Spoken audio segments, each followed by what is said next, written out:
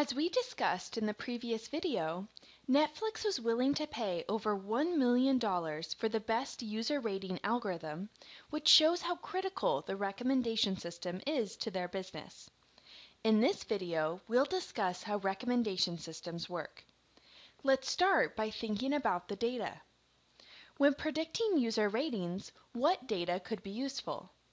There are two main types of data that we could use. The first is that for every movie in Netflix's database, we have a ranking from all users who have ranked that movie. The second is that we know facts about the movie itself, the actors in the movie, the director, the genre classifications of the movie, the year it was released, etc. As an example, suppose we have the following user ratings for 4 users and 4 movies.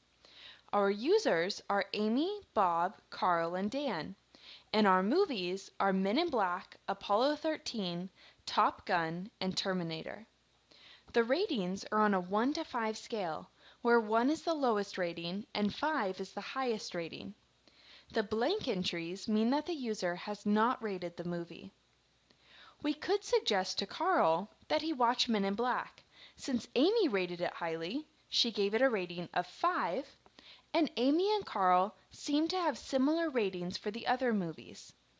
This technique of using other users' ratings to make predictions is called collaborative filtering.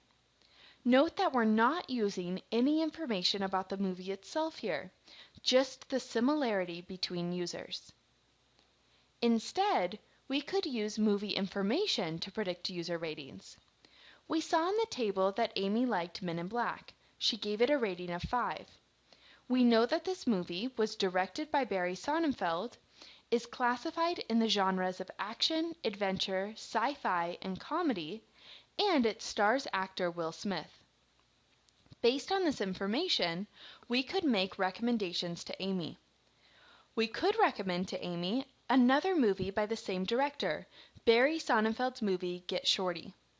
We could instead recommend the movie Jurassic Park, which is also classified in the genres of action, adventure, and sci-fi. Or we could recommend to Amy another movie starring Will Smith, Hitch. Note that we're not using the ratings of other users at all here, just information about the movie. This technique is called content filtering. There are strengths and weaknesses to both types of recommendation systems. Collaborative filtering can accurately suggest complex items without understanding the nature of the items. It didn't matter at all that our items were movies in the collaborative filtering example. We were just comparing user ratings. However, this requires a lot of data about the user to make accurate recommendations. Also, when there are millions of items, it needs a lot of computing power to compute the user similarities. On the other hand, content filtering requires very little data to get started. But the major weakness of content filtering is that it can be limited in scope. You're only recommending similar things to what the user has already liked, so the recommendations are often not surprising or particularly insightful. Netflix actually uses what's called a hybrid recommendation system. They use both collaborative and content filtering. As an example, consider a collaborative filtering approach where we determine that Amy and Carl have similar preferences. We could then do content filtering as well, where we could find that the movie Terminator, which they both liked, is classified in almost the same set of genres as Starship Troopers. So then we could recommend Starship Troopers to both Amy and Carl, even though neither of them have seen it before.